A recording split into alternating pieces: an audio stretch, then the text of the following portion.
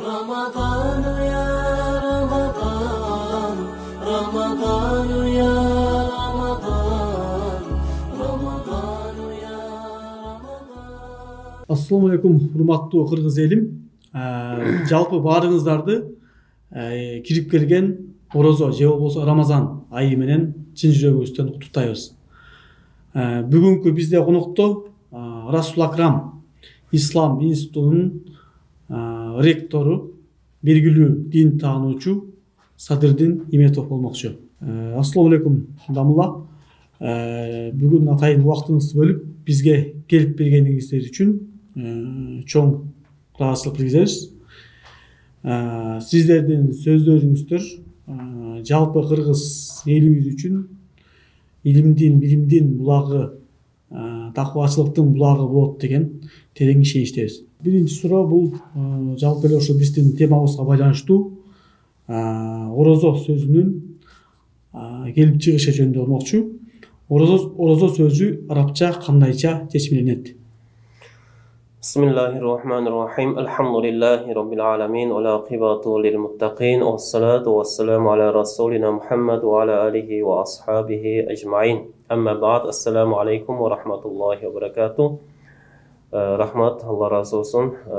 Men dagın uşul kuttуу, берекелүү Рамазан айы менен бүткүлөбүздүн Кыргызстан мусулмандарыбызга бүткүл ыйман келтирген момундарды, мусулмандарды куттуктап өтмөкчүмүн. Аллахым ушул улуу Рамазан айында баарыбызга эки дүйнөнүн жакшылыгын, эки дүйнөнүн бактын насип эткен болсун. Кудайым ушул шайтан жамандыгынан, нафстын жамандыгынан Кудайым сактап, иншалла ушул берекелүү Рамазан айында Кудайым таалам каалагандай орозо кармоону Аллахым бизге баарыбызга насип эткен болсун. Эми орозонун негизги мааниси бул араб тилинде ас-саум деп айтылат. Мунун мааниси кармануу деген мааниде да. Тилдик сөздүк мааниси ошол кармануу деген мааниде. Кармануу дегенде ошол эмне нерседен карманыш керек? Бир нерсени карманууду ошол сөздүк маанисинде бир нерсени карманууду орозо деп коет да, кыргызча. Шарияттагы мааниси ошол фиq илиминде айтылат. Ошол таң аткандан, ошол фажырдан баштап күн батканга чейин жанагы жеп ичүүдөн жана ошол жакындык кылуудан кармануу деген маанини айтышат да, фиq илиминин алымдары, муштахиттер. Ошо эртеден кечке ушул нерселерден, үч нерседен сактанып жүрсөк, ошол орозо болот экен. Анан дагы бир бизде ушул тасаввуф илими деп коебуз, олиялар деп айтабыз. Ошолор дагы өзүнчө бул орозону бир өйдөрөөк деңгээлде аныктама беришет да. Алар ушул тыйылуу дегенде эмне нерсени түшүнөбүз дегенде, алар тыйылуу дегенде ошол жеп ичүүдөн, жана жакындык кылуудан тыйылуу бул орозо дейт. Бирок бул орозо ошол жөнөкөй бир карапайым калктын, жөнөкөй бир инсандардын орозосу ушундай болот дейт. Бирок чындап Кудайды сүйгөн пенде болсо дейт, Кудай деген инсан болсо дейт, пайгамбарыбыз саллаллаху алейхи вассаламды сүйгөн болсо, дайыма пайгамбарым деп ушундай өзүнүн жүрөгүнө алып жүргөн адам болсо дейт, анын орозосу ошол тыйылуу дейт. Тыйылганда ошол жеп ичүүдөн гана эмес, балки ошол Кудай Таала тыйган нерселерден тыйылуу дейт да. Башкача айтканда ошол Кудай Таала ушак айтпа деген болсо, ошол Рамазан дегенде ошол ушак айтуудан тыйылышыбыз керек экен. Гыйбат кылбагыла деген болсо, гыйбат кылуудан тыйылышыбыз керек экен. Текебир болбогула десе, текебир болуудан тыйылышыбыз керек экен. Иши айтор бүткүл ошол Кудай Таала тыйган нерселердин баарынан тыйылууну ал ошондой чоң аулия, Кудайга өтө жакын адамдар ошону чын орозо деп ошону айтат экен. Демек биз орозо дегенде эң биринчи баардык күнөөлүү иштерден тыйылып, ошол кармануу дегенде ошол баардык күнөөлүү иштерден тыйылуу экендигин биз бул сиздин жообуңуздан билип отурабыз. Кийинки суроого өтө турган болсок, бул ошол жалпы орозо айы, ошол айынын максаты эмнеде? Жалпы ушул орозо айы бизге эмне үчүн берилген? Ороз айынын негизги максаты эми Алла Таала жаратуучу зат, Алла Таала бүт баарын билүүчү зат, Алла Таала мээримдүү зат деп Алла Тааланын сыпаттарын айтат. Ошондой эле Алла Тааланын дагы бир сыпаты ошол хаким деген Алла Тааланын сыпаты бар. Хаким деген ар бир нерсеге буйрса, ошол буйругунда бир хикмат болот да. Жана ар бир ишинде бир хикмат болот. Данышман, хаким деп айтабыз. Эми ошол хаким болгон зат Алла Таала ошол Бакара сүрөсүнүн 183 аятында момундарга кайрымындай дейт да. Я айюхаллазина аману кутиба алейкумус сиям кама кутиба алаллазина мин qablikum la'allakum tattaqun. Садақаллахул азим. Эй иман келтирген момундар дейт да. Силерге чейинки үммөткө дагы бул орозо парыз болду эле дейт. Ушул орозо силерге дагы парыз болду дейт. Эмне үчүн ушул орозо парыз болду? Максаты эмне деп суроо койсок, ошол хаким болгон Кудай Таала өзү буйругунда ар бир буйругунда толтура хикматтар бар. Ошонун негизгисини Куранда ачык айтып жатат. Лааллакум таттакун дейт да. Силер ушул таквалыкка жетүүңөр үчүн дейт. Негизи эле ушул башка бир аяттарда дагы Алла Таала Кур'ан-ы Каримде айтат.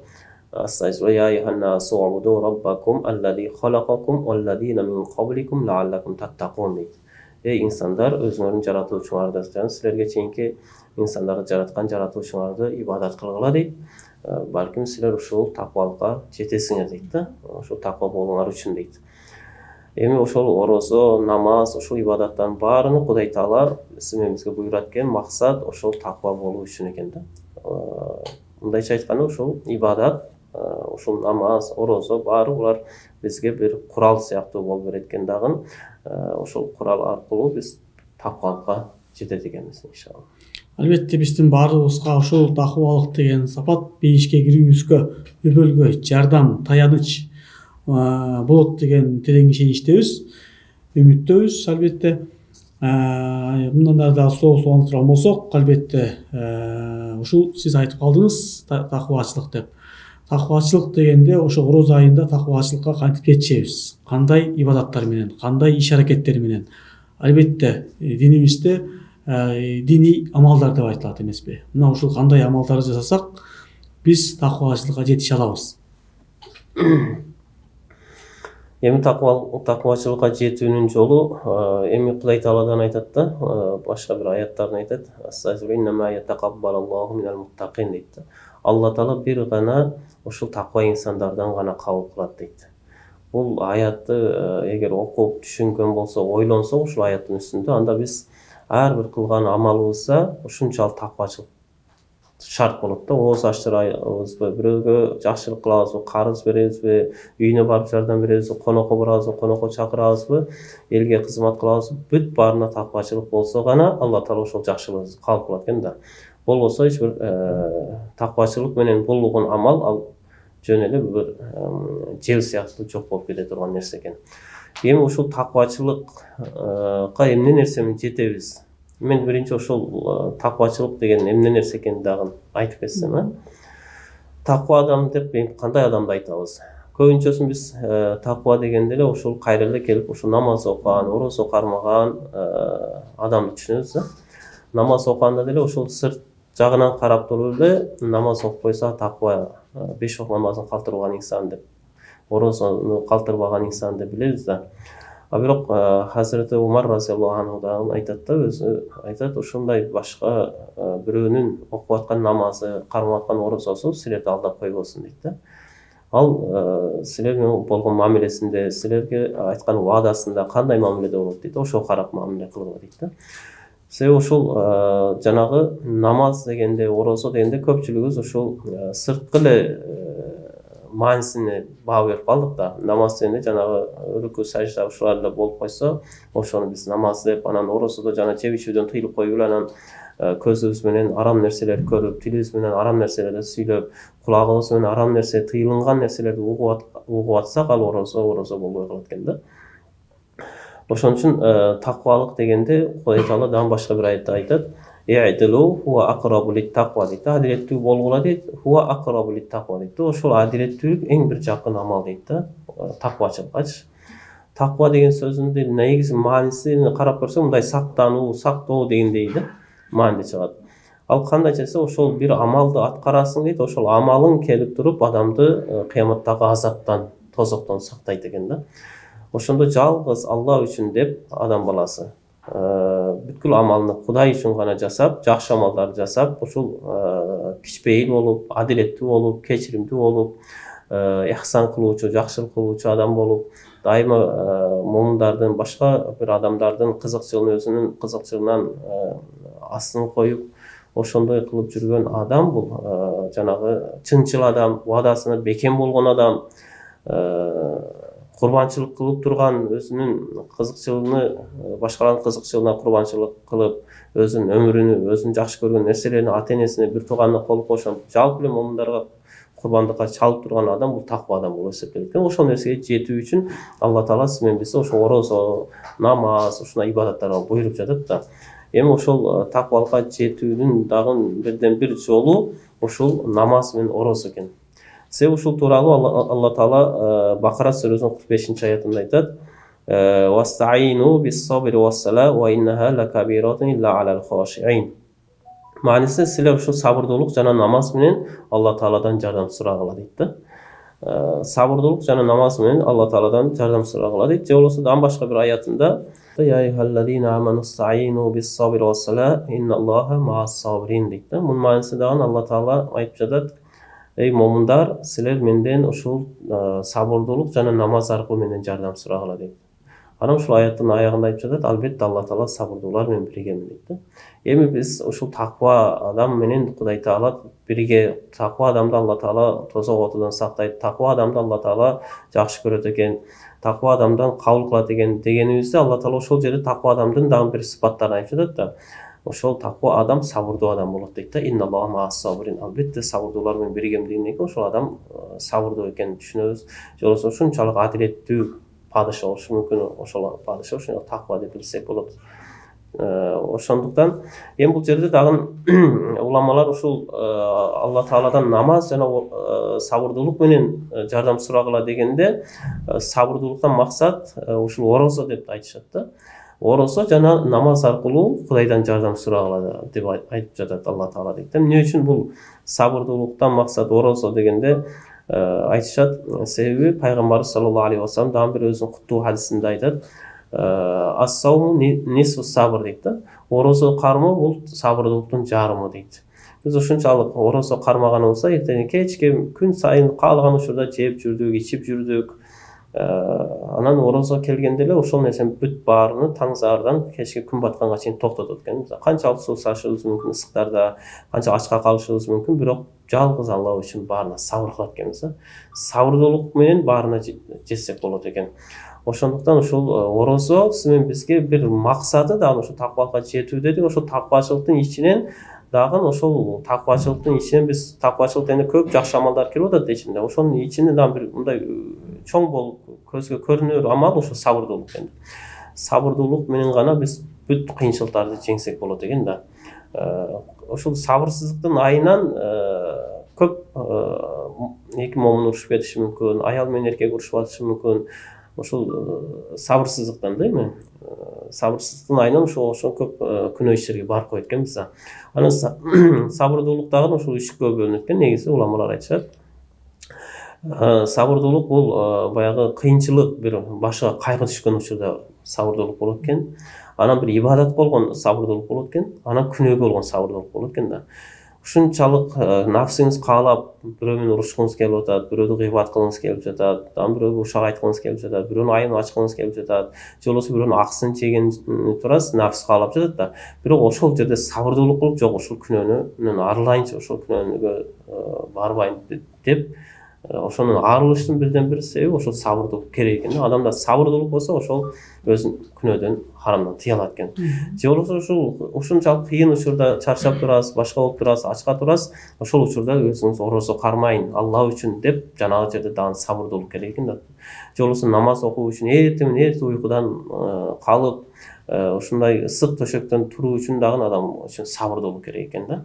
Же болбосо мусак сууга даарат алуу, суук күндөрү, анда дагы сабырдуулук керек экен да. Ошол сабырдуулук болгондо адам баласы жамандыктан да тыйылат экен эмес, анан жакшылыкка дагы жеңилдирээк аткарат экен эмес. Анан башыбызга ар кандай кайгы түшөт да. Жакын адамдарыбыз бул дүйнөдөн өтүп кетиши мүмкүн. Же болбосо жанагы мал мүлкүбүзгө зыян жетип калышы мүмкүн. Ошондо дагы өзүңдү жоготуп албасаң, сабырдуулук болсо, анда Алла Таала силер менен биргемин дейт да. Ошон үчүн баарына сабырдуулук керек болгондон кийин сабырдуулукка бирден бир жетүүнүн жолу орозо менен жетет экенбиз. Ошон үчүн орозодо биз орозо айы келди дегенде түшүнүшүбүз керек экен, сабырдуулуктун айы депчи. Иншалла ошол сабырдуулукту өзүбүзгө адат кылып алсак, жана кыргыздар айтмакчы, үйрөнгөн адат калабы, уйга жүргөн салабы дегендей, ошол сабырдуулукту адат кылып алсак, альхамдулилла, анда биз ушул бир топ, Кудайга шүгүр, таквачылыктын бир топтун тепкичин басып өткөн болобуз. Ыйманыбыз дагы ушундай бекем болот, Кудайга болгон ыймандарыбыз дагы бекем болот экен да. Ошондуктан мен айтар элем, таквачылыкка жетүү ушул намаз окуу менен жана орозо кармоо менен болот экен. Алла Таала дагы Куранда айтат: "Инна акрамакум индаллахи аткакум", силердин эң жакшыңар булар такваңар деп айтып кеткен да. Убакыт болсо мен могу жерде дагы бир нерсени кошуп айтып кетейин. Ошол таквалычылыкка кандай жетсек деп айтып атпайбызбы? Же болбосо кандай адам таква деп, таквачылыкка жетүүнүн дагы бир жолу ошол Алла Таала Кур'ан-ы Каримде айтат да: "Фазкуруллаха зикран касира" дейт да. Алла Тааланы көп эстегиле дейт. Алла Таала ушул көп намаз окугула, көп орозо кармагыла, көп ажырыкка баргыла, көп деген нерсени айтпаптыр да. Ушул зикир тууралуу Алла Таала ушул зикирди көп кылгыла дейт. Алланы эстөөнү көбөйткүлө дейт да. Эмне үчүн дегенде сиз карап көрсөңүз, мисалы биз машина айдап кетип жатсак дагы шофер болупчу, могу азыр шаарга коопсуздук шаар деп жанагы жолдорго камера койбодубу?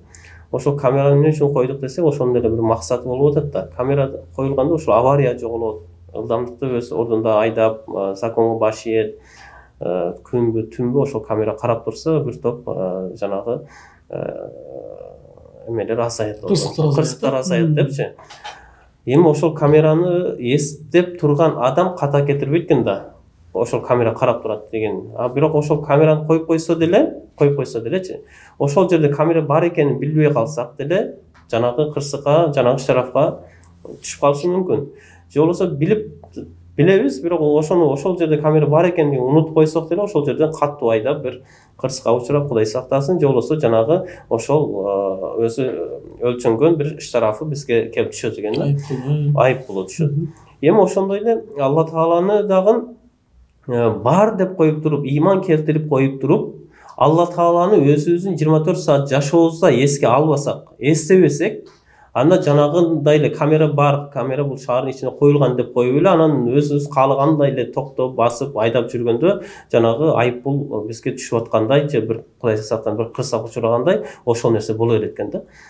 Же болбосо Кудай сактасын, бирөөлөр ошол камера турса деле, камера жок деп элестесе деле, ал деле ошол жанагы кырсыкка учурап, же болбосо жанагы айып булга жыгылышы мүмкүн. Ошондой эле жанагы капырлар деле Кудай жок деп, наазы биле ошентип айтышат дагы, өздөрү билгендей чардап жашап жатышат да.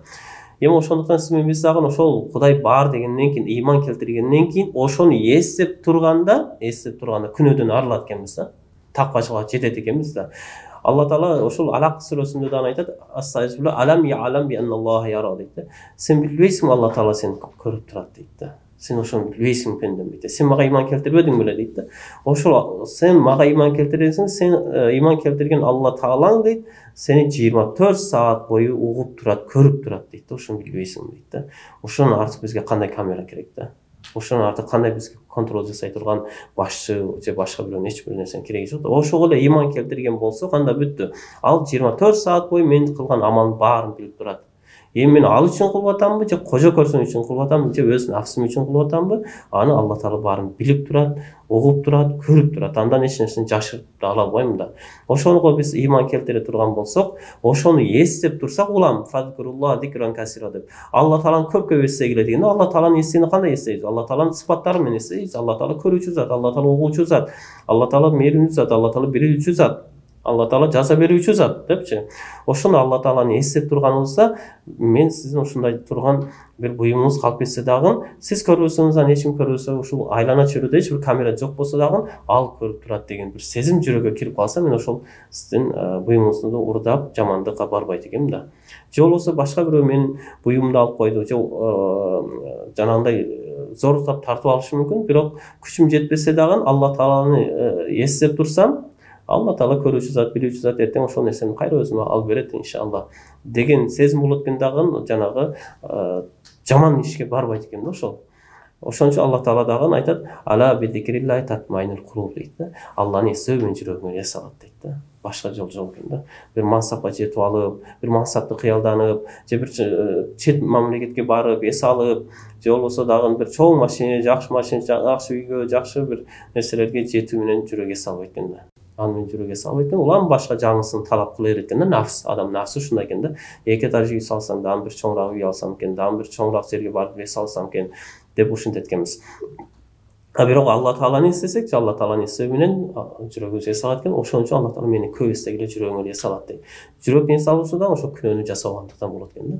Ошондуктан мен ошол өзүм мусулман бир туугандарыбызга дагы ошол сөзүм аягында айтар элем, иншалла баарыбыз ошол ай келди, орозо келди дегенде эле жанагы сырткы маанисин түшүнүп калбайлы. Орозо дегенде жеп ичүүдөн тыйылып койсок, анда ошол орозо экен. Эртең кыяматта биз ошол раян бейишинен, раян эшигинен кирип, ошондой Фирдаус бейиштерине кирип кетебиз деп бир аз жеңил ойго алдырып койбошубуз керек да.